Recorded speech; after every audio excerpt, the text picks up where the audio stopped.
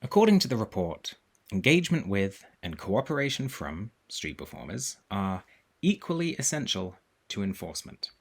There are multiple requests over its 114 pages to increase enforcement powers and resources, but nowhere does it suggest any method of how to get the buskers more on board. Well, an apology would be a good start. There's a chance that none of the errors highlighted so far were intentional. Still, people apologise for their own mistakes, conscious or not. It's part of British culture. So here's a short summary of the things so far that the council could or should apologise for. Showing that complaints before the licence were lower than they actually were, muddying the stats to hide the fact that complaints have been below average for months, not giving the proper context for why complaints initially went up in 2021, stealing £250,000 by illegally not paying the PRS licence, if, indeed, they haven't, at best straying over ethical boundaries by asking about union membership status, pretending the policy was self-regulated, pretending the policy was light touch, ignoring that they criminalised most of the shows in Covent Garden. Actually, if we pause the apologies just for a second, I want to quickly note that since I made the earlier part of the video about the fact that the council criminalised the majority of the shows put on by members of the Covent Garden SPA, I had this back and forth with the council. Me. There are no visas that cover busking. Them. Actually, here's a link to where they can get confirmation of the right to work. I checked out that link and it says that the buskers need either a residence card or a visa. Me. But travelling buskers won't have a residence card or a visa, so that link doesn't work. So, has Westminster banned travelling street performers? Them. Yes, unfortunately, we cannot permit travelling visitors to perform as a busker. The council's licensing regime began on April 5th, 2021. We had that conversation on September 15th, 2023, 893 days later.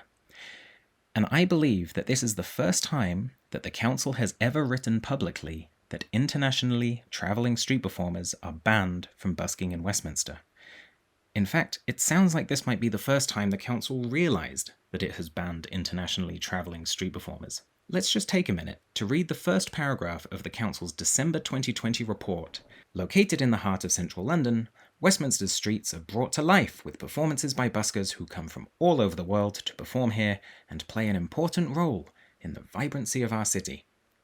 That's paragraph 1.1, page 1. I think that the council accidentally banned travelling buskers.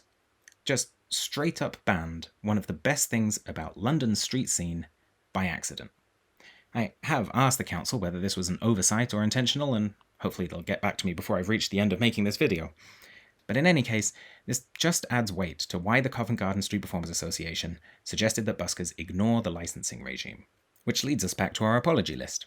The council should also apologise for suggesting that buskers who didn't get a licence might be tax-dodging criminals, ignoring the incredible success the Covent Garden SPA had at reducing noise complaints, using non-relevant complaints as grounds to say that self-regulation doesn't work on pitches managed by the SPAs, and publishing a single, one-sided, exaggerated and flawed impact report by a business that really doesn't know what it is that makes Leicester Square special.